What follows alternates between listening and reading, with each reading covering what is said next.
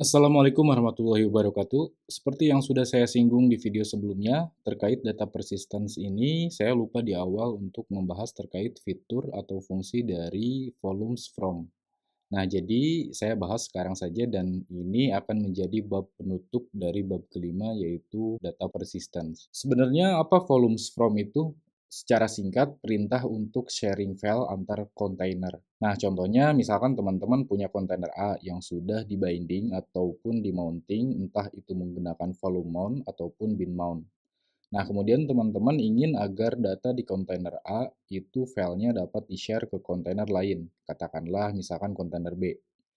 Nah, fungsi dari perintah volumes from seperti yang saya contohkan barusan. Intinya adalah untuk sharing file antar kontainer. Sekarang yang menjadi pertanyaannya adalah kapan perintah volumes from dapat digunakan. Yang pertama tentu saja backup data volume dari kontainer lain. Yang kedua, restore data ke volume yang digunakan kontainer lain.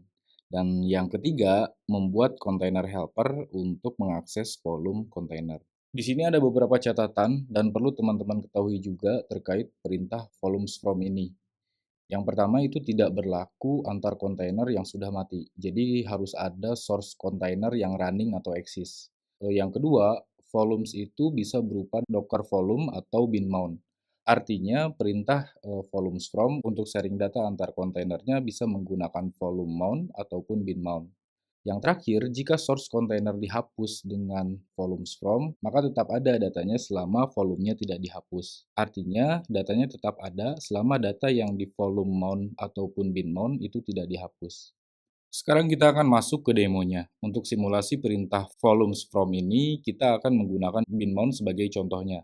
Nah, jika teman-teman ingin menggunakan volume mount, silahkan. Hanya saja mungkin nanti script atau perintah di Dockernya disesuaikan saja saat mounting. Nah, pertama-tama kita akan membuat directory folder terlebih dahulu beserta filenya. Kemudian path directory tersebut akan kita mounting ke kontainer, katakanlah kontainer A untuk namingnya, dan kita juga akan running kontainer satu lagi dengan naming kontainer B. Nah, nanti kontainer A akan melakukan sharing data atau file ke kontainer B. Oke, tanpa berlama-lama kita langsung eksekusi saja perintahnya.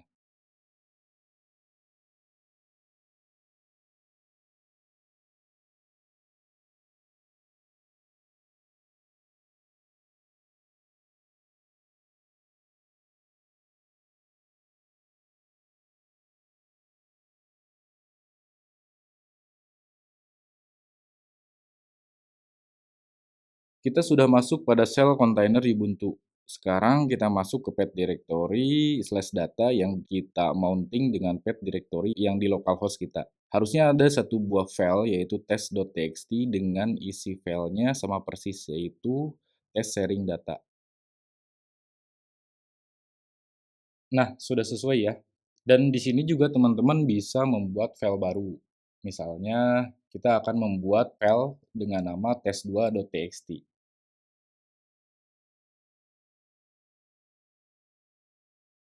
Nah, file yang barusan dibuat yaitu test2.txt akan kebaca juga pada path directory localhost kita, yaitu /download/sharing/data. Nah, kita cek ya di localhost kita untuk make sure saja. Sudah sesuai ya? Kita analogikan saja barusan pada kontainer A ada file yang diupload, sehingga pada localhost path directory kita harusnya terbaca juga file yang baru diupload tersebut. Selanjutnya kita akan membuat kontainer satu lagi atau kontainer baru dengan naming kontainer B menggunakan image Ubuntu juga. Nah, kontainer B ini akan mengakses mounting yang sama dengan kontainer A.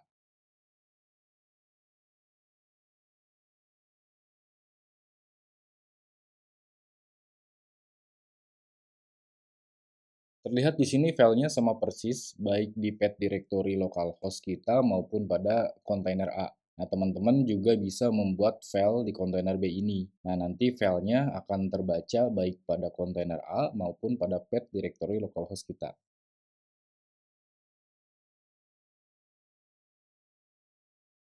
Nah, sekarang kita cek di localhost kita.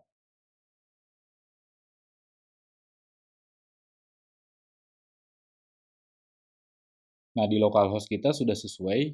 Terakhir kita cek di kontainer A.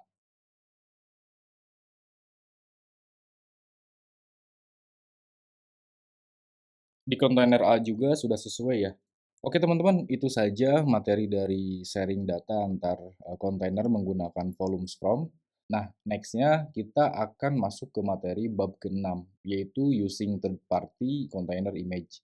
Nah, saya cukupkan dulu untuk pembahasan pada video kali ini. Jika video ini bermanfaat, jangan lupa untuk di-share dan di-like. Jangan ragu juga untuk berkomentar jika ada pertanyaan. Dan jangan lupa juga untuk subscribe dan aktifkan loncengnya agar tidak ketinggalan setiap kali update video terbaru.